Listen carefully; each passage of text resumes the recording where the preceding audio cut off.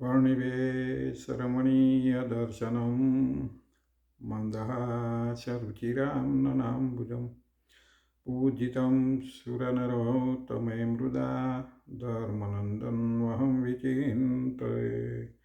श्री सहजान स्वामी महाराजની જય, શ્રી હરિકૃષ્ણ મહારાજની જય। સૌવાલા ભક્તોને ભાવથી જય સ્વામિનારાયણ, જય શ્રી કૃષ્ણ। આજે આપણે 99મો ભાગ જોવાનો છે। 98મા ભાગ સુધીમાં આપણે છેલ્લે 139 શ્લોક લીધા હતા। એમાં ગૃહસ્થનો જે ધર્મો છે એના વિશે આપણે વાત ચાલતી હતી। છેલ્લે 141માં જોયું હતું કે ગૃહસ્થ સત્સંગી એમણે પોતાની સામર્થ્ય પ્રમાણે સમયને અનુસરીને જેટલો પોતાના ઘરમાં વરવો હોય એટલો દ્રવ્યનો સંગ્રહ જે તે કરવો, અને જેના ઘરમાં પશુ હોય એવા જે ગૃહસ્થ હોય તેમણે પોતાની સામર્થ્ય પ્રમાણે 4 પૂળાનો સંગ્રહ કરવો। એ છેલ્લો શ્લોક આપણે જોયો તો આજે આપણે 142માં જોવાનો છે।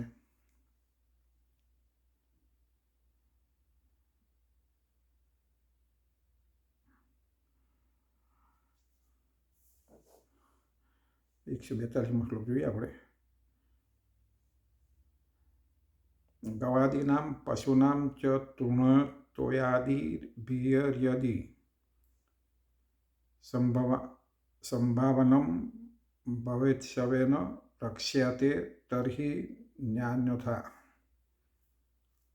અને ગાય, બળદ, ભેંસ, ઘોડા આદિ જે પશુ તેમની તૃણ જણાદિ કે કરીને પોતા માટે સંભાવના થાય તો તે પશુને રાખવા, અને જો સંભાવના ન થાય તો ન રાખવા। મહારાજે સરસ વાત કરી કે ભાઈ અમારા આશ્રિત હોય એમણે પશુઓ રાખતા હોય ને ઘરમાં, કદાચ ગાય, બળદ, ભેંસ, ઘોડા, પાલતુ પશુઓ કહેવાય બધા, અને કાયમ રાખતા હોય તો કે છે પશુઓની ઘાસ જણાદી કે કંઈ પોતાની જો સંભાવના થાય, સંભાવના એટલે સંભાળ, તો પશુઓને રાખવા, અને સંભાવના ન થાય તો ન રાખવા। કેટલી સરસ વાત કરી। અત્યારે તો પશુ બહુ ઓછા રાખના થયા। પહેલાં તો ગાય, બળદ, ભેંસ, ઘોડા આ વસ્તુ ખાસ હતી। અત્યારે તો નવા જમાનામાં કૂતરા રાખતા થઈ ગયા। ગાય ભૂલી ગયા, ખેતી કરવાની ઓછી થઈ ગઈ ને મશીનો થઈ ગયા એટલે બળદ ઓછા થઈ ગયા। ભેંસો પણ ઓછી થઈ ગઈ। મોટા ભાગે જે નોકરી ધંધાવાળા વધારે થઈ ગયા એ બધા લગભગ આ પશુઓ નીકળી ગયા। ઘોડાએ પણ આવું પહેલાં જેટલા કોઈ ઘોડાનો ઉપયોગ કરતું નથી, એટલા બધા પશુઓ પહેલાં તે વખતે આ પશુઓ ખાસ હોતા બધા। ઘોડાએ હોય, ગાય, બળદ, ભેંસ હોય, આ પશુઓને માટે મહારાજે ચિંતા કરી। આપણે ચિંતા ન રાખીએ એટલે આપણને યાદ કરાવવા માટે કે આ પશુઓને જો તમારે તૃણ જળાદિ, તૃણ એટલે ઘાસ, જળ એટલે પાણી, એનાની સંભાવના થાય તો રાખવા। સંભાવના એટલે એની સંભાળ રખાય, અને ટાઈમે ખાવા પીવાનું આપણે જેમ મૂકી જોઈએ એમ એને પણ ટાઈમે ખાવા અને પીવા માટે એની સંભાવના થાય, સંભાળ થાય તો રાખવા, નહીં તો રાખવા નહીં। કારણ કે પશુ તમે રાખો એટલે તો છૂટા હોય નહીં, બાંધી મેળેલા હોય। સાંકળે પહોંચે એટલે એને ખાવા નીરો આપો ત્યારે ખાય, પાણી પાવ ત્યારે પીવે। તરસ લાગી હોય, ખાવું હોય, પણ બાંધી મેળેલું શું કરે, એટલે રાહ જોઈ રહે તમારી, એટલે એને સમય યાદ કરીને એને ઘાસ છે, પાણી છે એને આપવું જોઈએ। અને જો સંભાવના થાય, તમારી જો સંભાળ રખાય તો જ રાખવા, નહીં તો રાખવા નહીં। આવું શ્રીજી મહારાજ કહે છે। હવે સતાનંદ સ્વામી શું કહે છે? પોતાથી પશુઓને જો બરાબર પાળી શકાય તો પશુઓને પોતાના ઘરમાં રાખવા, અને જો ન પાળી શકાય તો બીજાને પાલન કરવા માટે આપી દેવા। જેને આપણે ભાગ્ય કહેતા હોય, આપણે ના રાખી શકતા, બીજાને પાલન એનું પોષણ કરવા આપી દેવા। ભાગ્ય ઘણા ભેંસો કે ગાય, બળદ, વાછડું હોય તો ભાગે આપી દે, પછી વિયાવાની થાય ત્યારે લઈ આવે પાછા, અથવા જે કંઈક ભાગ કર્યો હોય એ આપી દે। આવી રીતે કરતા હોય। એટલે અહીંયા આગળ એ કહે સ્વામી કહે છે તમે જે પાલ્ય એટલે પાળતું પશુઓ છે, પાળવા એટલે રાખવાના માટે, પાલન પોષણ કરવું પડે। એટલે તમારાથી સ્વામી કહે છે પશુઓને પોતાના ઘરમાં બરાબર પાળી શકાય તો પશુઓને રાખવા, અને જો ન પાળી શકાય તો બીજાને પાલન કરવા માટે આપી દેવા, ઘરમાં બાંધી રાખવા નહીં। અને જો ભૂખ્યા તરસ્યા પશુઓને બાંધી રાખેલા હોય તો ગૃહસ્થને મહાન અનર્થની પ્રાપ્તિ થાય છે. અને જો ભૂખ્યા તરસ્યા બાંધી મેળે તો એ ગૃહસ્થ જે રાખતો હોય એને મહાન અનર્થ એટલે એને પાછળ દુઃખ આવી પડે પછી અથવા આ જન્મમાં અને ફરી ના જન્મમાં, એટલે અનર્થની પ્રાપ્તિ થાય. એમાં એક સ્મૃતિ વાક્યમાં કહ્યું છે કે પશુઓ ભૂખ્યા થયેલા હોય, તરસ્યા થયેલા હોય અને માખીઓ તીવ્ર દંશો મારતી હોય છતાંય પણ કીચડમાં જો બાંધી રાખેલા હોય તો તે પશુના નિશાસાથી ગૃહસ્થની સર્વે સંપત્તિનો નાશ થઈ જાય છે. લો, સ્મૃતિમાં કહ્યું છે, સ્મૃતિ વાક્ય છે એક આવું. એમાં કહ્યું છે કે પશુઓને તરસ્યા રાખ્યા હોય, ખાવાના પોતાના ભૂખ્યા રાખી બાંધી મેળેલા હોય અને એમાં પાછા ગંદવાળો ઘણી તમે જોવા મળતું કે ચોમાસું હોય ત્યાં ભેંસો બળદની કીચડ હોય ને બે આપણને ગમે નહીં એવી જગ્યા હોય અને પાછા એમાં મચ્છરો બેસતા હોય, દંશિયા બેસતા હોય અને એને ચટકા મારે, માખીઓ ચટકા મારે એટલે એને વેદના થાય. પણ કોને કહે? એ કહે છે એવું જે રાખે છે સંભાળ બરાબર નહીં રાખતા તો કે એવા ગૃહસ્થને એ પશુઓનો જે નિશાસા નાખ્યા હોય એનાથી એને સંપત્તિનો નાશ થઈ જાય છે અને પૂર્વના સર્વે પુણ્યનો પણ નાશ થઈ જાય. અને પૂર્વમાં એનું જે પુણ્ય લઈને આવ્યો હોય, કરેલું પુણ્ય હોય એ બધું નાશ પામે. અને પુણ્ય નાશ પામે એટલે પછી સુખી કદી થવાય નહીં ને. આપણે જે સુખી છીએ, જે કંઈક સુખ મેળવીએ છીએ આ કર્મનું ખરું, પણ આ કર્મ સારું કરતા હોય તો અને આગલા કર્મનું ભોગવવાનું હોય, સારું કરેલું હોય એનું સુખ મળે છે. અને જે દુઃખ મળે છે ને ખરાબ કર્મો કર્યા હોય એનું મળે છે. એટલે આપણે સમજી લેવું કે આપણે જે દુઃખ ભોગવીએ છીએ ને આપણે આ જન્મમાં તો ગયા જન્મમાં કંઈક ને કંઈક દુઃખો આવા કરેલા છે, આવા અપરાધો કરેલા છે, કંઈક ને કંઈક જે આપણે શાસ્ત્રોમાં કહ્યા એ બધાએ આપણે ભૂલો કરેલી છે ને એનું દુઃખ ભોગવવું પડે છે. એટલે આવા ગૃહસ્થોને આવું મહાન દુઃખ પ્રાપ્ત થાય છે અને એના પુણ્યનો બધો નાશ થઈ જાય છે. માટે પોતાથી પશુઓની જો બરાબર સંભાળ રાખી શકાય તો જ પશુઓને પોતાના ઘરમાં રાખવા, નહીં તો રાખવા નહીં. એટલે સ્વામી કહે છે કે એટલા માટે જ જો તમારે સંભાળ રખાય તો રાખવા, અને સંભાળ ન રાખી શકાય તો રાખવા નહીં. જે રાખે છે એની માટે વાત છે, નહીં રાખતા એની વાત નથી. પણ ના રાખતા કદાચ રાખવાની ઈચ્છા થાય તો આ જાણતા હોય તો આપણને ખ્યાલ રહે. અત્યારે તો બધી તકલીફો પહેલાં જેવી નથી, સરસ રીતે પાડી શકાય, બધું કરી શકાય, જતન કરી શકાય એવું છે, વ્યવસ્થાઓ થઈ ગઈ. વળી સતાનંદ સ્વામી કહે છે કે પોપટ આદિ પક્ષીઓ પાડેલા હોય તો એમની પણ સમયને અનુસારે અન્નના દાણા તથા જળ તે વડે જો સંભાળ રાખી શકાય તો જ પક્ષીઓને પાડવા, નહીં તો પાડવા નહીં, આવો અભિપ્રાય છે. ઘણાને કૂતરા બિલાડી પાડતા હોય. અમેરિકામાં તો કૂતરા બિલાડીઓ વધારે ઘર દીઠ હોય લગભગ, એમ કહીએ તો એ ચાલે ભૂરિયા લોકોમાં. એટલે કૂતરાઓને આપણે તો અહીંયા અમુક કૂતરા રાખતા હોય, વાડીએ રાખતા હોય, પણ આપણે ત્યાં છૂટા ફરે. જ્યારે અહીંયા આગળ અમેરિકામાં છૂટા ફરતા હોતા નથી. એટલે છૂટા હોય તો ગમે ત્યાં ખાઈ આવે, ગમે તે આવે. પણ જેને પાળવું છે, ઘરમાં રાખવા છે, એવી રીતે પક્ષીઓ પણ ભગવાને આ બધા પશુઓ માટે શિક્ષા આપી નહીં, પણ સતાનંદ સ્વામી ભાષ્યમાં વધારે કહે છે કે બીજા બધા આવા પશુઓ પાળવાના શોખીન હોય છે. પક્ષીઓ રાખે, કોઈ પણ પક્ષી રાખે, પોપટ રાખે, કોયલ રાખે કે ભાઈ મોર રાખે, બધા આવા પક્ષીઓ પાળતા હોય. પાંજરામાં પૂરી મૂલે અને એવી રીતે કૂતરા, બિલાડી, સસલા કોઈ ઘણા રાખતા હોય. તો આ જે રાખો છો એની સંભાળ રખાય, એને ખાવાની પીવાની સંભાળ રાખી શકાય તો જ પાડવા, નહીં તો પાડવા નહીં. એટલે કારણ કે આમ પાડવાનું મન થાય અથવા તો શોખ થાય પણ પછી એનું જતન ન કરી શકાય તો એ દુઃખ તમારે આગળ જતાં ભોગવવું પડે છે. એટલે મહારાજ કહે છે કે અમારા આશીર્જનોએ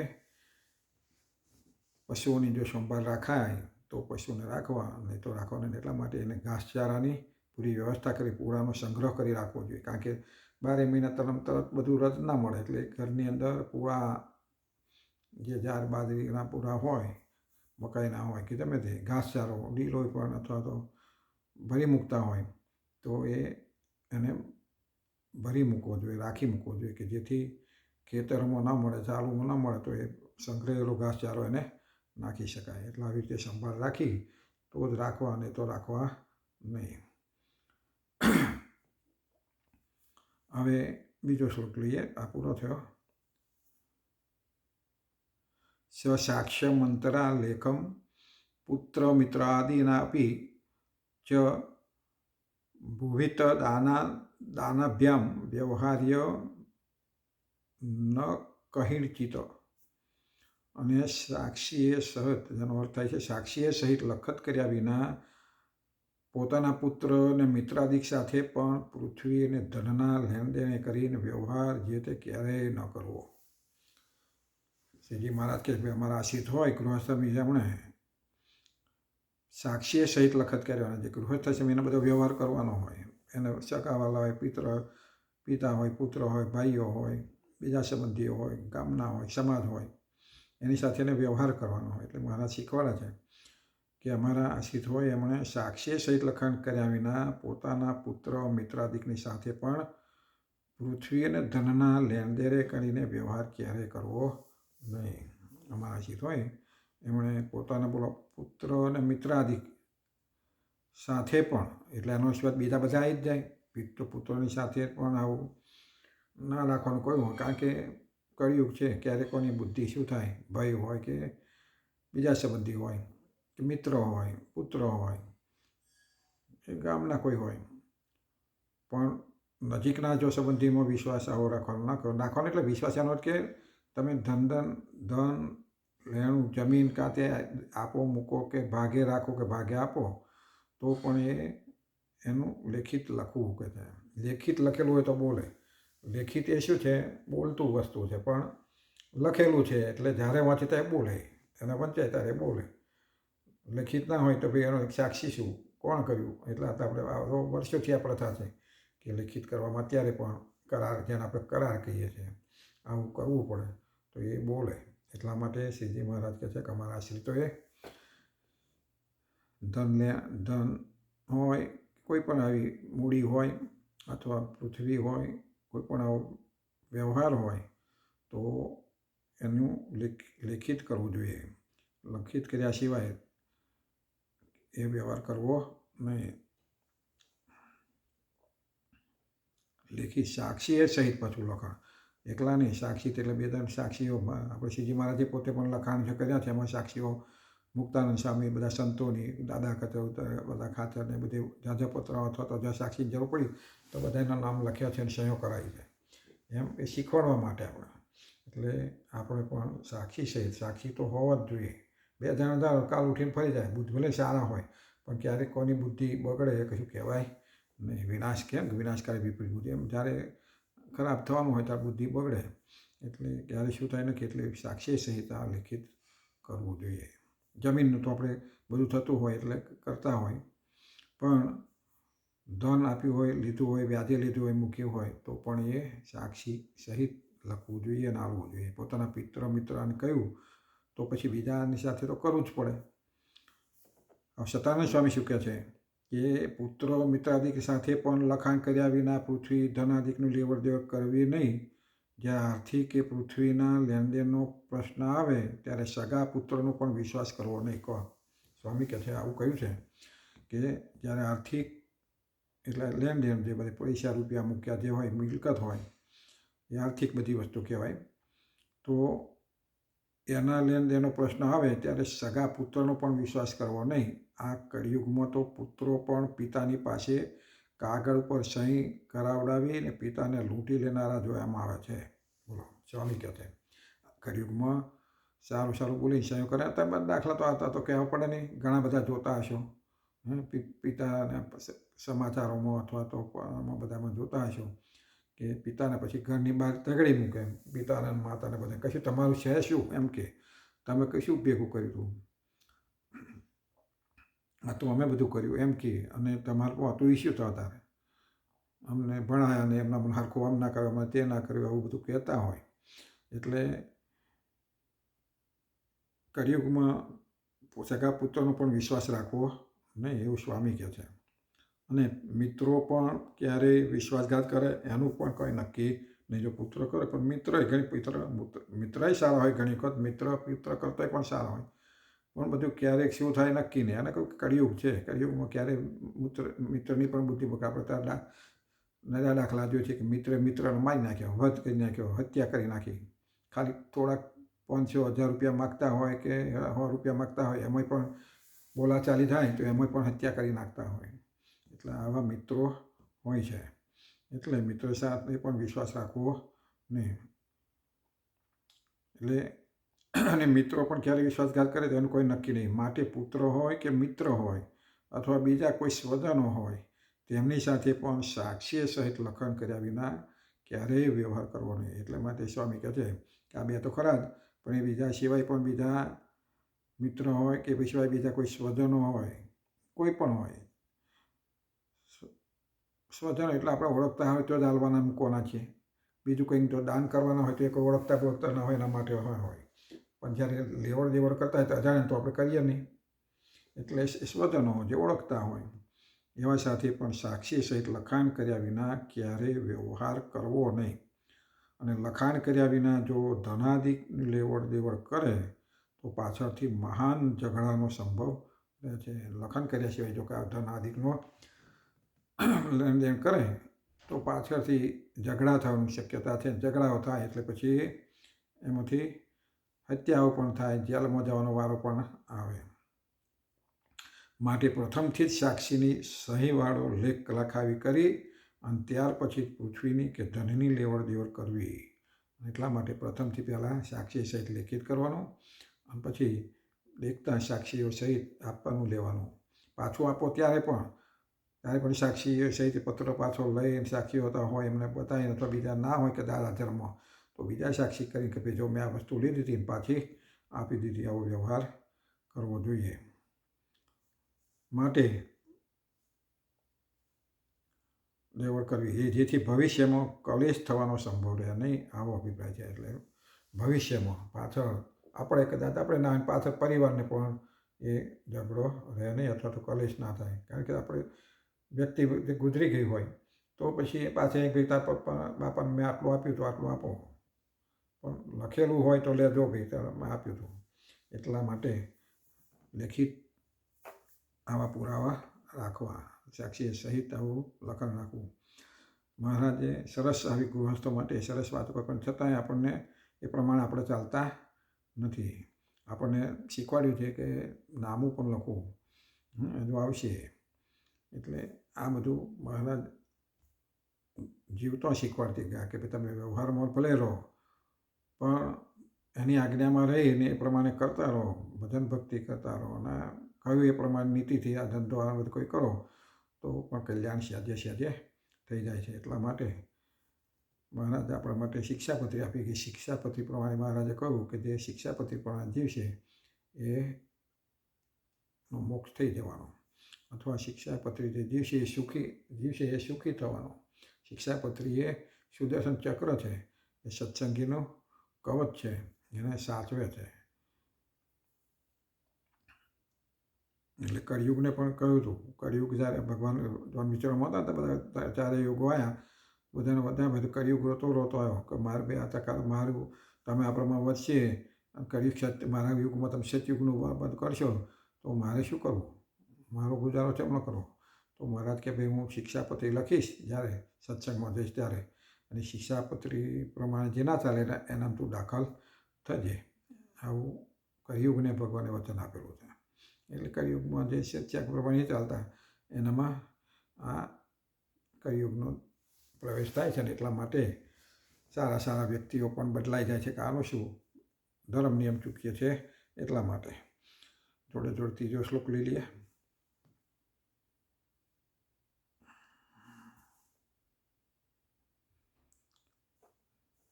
145માં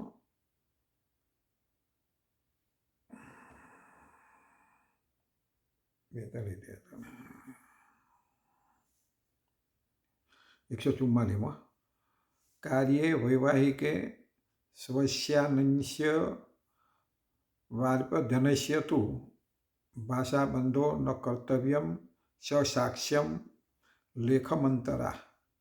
લેખમંતરા એમ સંધિ છૂટું ના પડે એટલે શબ્દ જુદો લાગે. અને એનો અર્થ થાય છે પોતાનું અથવા બીજાનું જે વિવાહ સંબંધી કાર્ય તેને વિશે આપવા યોગ્ય જે ધન તેનું સાક્ષ્ય સહિત લખત કર્યા વિના કેવળ બોલી ન જ કરવી. આ પણ એક સરસ મહારાજે રજૂઆત કરી કે અમારા સિદ્ધ હોય એમણે વળી ગૃહસ્થમી, કારણ કે આ બધા ગૃહસ્થમીના ધર્મો છે ને, એટલે અમારા જે ગૃહસ્થ આશ્રમો હોય, પુરુષો હોય, એણે પુરુષોએ પોતાના તથા બીજાના વિવાહ સંબંધી કાર્યમાં આપવા યોગ્ય ધનની સાક્ષી સહિત લખન કર્યા વિના કેવળ બોલી ન કરી. એટલે કે લગ્ન પ્રસંગ હોય, ઘેર પોતાનું હોય કે પોતાના છોકરાનું હોય કે છોકરીનું હોય, લગ્ન કર્યું હોય બીજાનું હોય, તો કે છે એમાં આપવા યોગ્ય જે ધન હોય લગ્ન ઘરમાં, કારણ કે એમાં તો શાસ્ત્રો આપણા વર્ષોથી બતાવે કે ભાઈ પુત્રી પરણાવે એટલે અને પરણા શાસ્ત્રી જ્યારે મોકલે ત્યારે એને ધન આપતા હોય, કરિયાવર આપતા હોય, જેને આપણે કરિયાવર કહીએ. પૈઠણ કે આપણે પૈઠણ કહેતા પહેલાં કે આટલા રૂપિયા આવવાના, ગાય બળદ બે એવું કંઈક આપે, વાહન આપે, વાસણો આપે, સોનું દાગીના આપે, આ બધું આપતા હોય.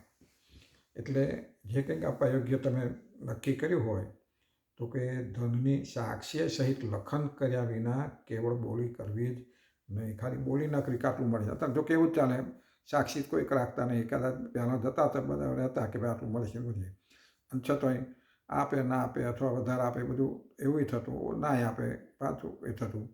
પણ છતાંય લખાણ તો કોઈ આપણે જોયા નથી, હોંભળ્યું નથી કે લખાણ કર્યું હોય. મહારાજની આજ્ઞા છે આપણે કે અમારા આ ગૃહસ્થોએ આવું પણ લખાણ કર્યા વિના, સાક્ષી સહિત લખાણ કર્યા વિના કેવળ બોલી ન જ કરવી કે આટલું આપશું, આટલું લઈશું. લખાણ કરીને પછી આ બધું કરવું. એટલે સતાનંદ સ્વામીઓ કહે છે કે આ શ્લોકનો ભાવ સમજાવતા કહે છે કે વ્યવહાર વાંકો છે. જ્યાં વ્યવહાર આવે છે તો વિક્ષેપો અવશ્ય આવે. આ વ્યવહાર છે, આપવું લેવું. એટલે કોઈ પણ વ્યવહાર હોય, લગ્નનો એકલો નહીં, તમે જે વ્યવહાર કરો છો, વ્યવહાર એટલે આપવા લેવાનો ધંધો એ વ્યવહાર, એ વાંકો છે. ક્યારે વાંકું બોલે, ક્યારે વાંકું થાય એ નક્કી નહીં. એટલે કે છે વ્યવહાર વાંકો છે. જ્યાં વ્યવહાર આવે છે ને ત્યાં વિક્ષેપો અવશ્ય, ત્યાં વિક્ષેપો આવ્યાના રહેતા નથી. અને વિક્ષેપો કુટુંબના સંબંધોમાં વિપરીત અસર કરનારા બને છે. આ જે વિક્ષેપો આવે એ કુટુંબોના સંબંધોમાં વિપરીત અસરો કરે. કુટુંબના માટે જો આવા વિક્ષેપો આવે તો વિપરીત સંબંધો થાય, કે પછી બોલતા ચાલતા બંધ થઈ જાય, આપવા વ્યવહારનો વ્યવહાર બંધ થઈ જાય, કંઈ કામ ના લાગે, કાયમ પછી મન ઊંચા રહે. એટલે આ સંબંધો એવા છે, સંબંધોથી વિપરીત અસર કરનારા બને છે. માટે પોતાના અથવા બીજાના વિવાહ સંબંધી કાર્યમાં જે કોઈ પણ કન્યાને અર્પણ કરવા યોગ્ય વસ્તુ હોય તેનું સાક્ષ્ય સહિત લખત કર્યા કરીને જ વ્યવહાર કરવો. એટલે કન્યાને, જો કે કન્યા પરણાવે એટલે કન્યાને આપવાનું હોય છે મોટા ભાગે. પુરુષ પરણવાનારાના અવતર કદાચ એને થોડું ઘણું એનો જણસ કરાવી હોય આપવાનું હતું. અત્યારે તો થોડુંક વિપરીત થઈ ગયું. અત્યારે તો કન્યાવાળા સામેથી માગતા થઈ ગયા કે તમે 50,000 લો, લાખ રૂપિયા લો, અથવા તો આ વ્યવહાર તો બધો તમારે કરી લેવો પડશે, કારણ કે મળતી ના હોય. એટલે બધા આ ઉલટું થઈ ગયું. બાકી આપણા શાસ્ત્રો કન્યાના પક્ષનું, કન્યા જે ભરાઈને જાય પછી એના સાસરીનું એના પૈસે પણ ન લેવાય અને એનું ખવાય પણ નહીં. એના બદલે ભરણ પોષણ એનાથી ચાલતું હોય, એવું થતું હોય. એટલે મહારાજ કહે છે કે વિવાહ સંબંધી કાર્ય હોય ને એમાં સાક્ષી લખત કર્યા વિના આવવું નહીં. અને કન્યાને જે આપવા યોગ્ય ધન હોય એ ધનની સાક્ષી સહિત લખાણ કર્યા વિના કેવળ વાણી માત્રથી પ્રતિજ્ઞા કરવી નહીં. વિવાહ સમયે કન્યાદાનમાં આપવા યોગ્ય ધન હોય, જે આપ્યું હોય એને આપ્યું હોય, પહેલાં કહેલું હોય કે આટલું આપે છે, અને પરણાવતી વખતે મોયરામાં કે જે બધું આપે તેની નોંધ રાખવી જોઈએ. આટલું આપ્યું છે, આટલું ગયું છે એ રાખવું જોઈએ. જે સાક્ષી સહિત લખાણ કરવું જોઈએ કે ભાઈ જો આટલું ગયું બધાને, એ પ્રમાણે બે બાજુના પક્ષના. આમાં પાછું એવું નહીં કે આપણે એકલા, બે બાજુના પક્ષની સાક્ષી હોવી જોઈએ, લખાણ હોવું જોઈએ.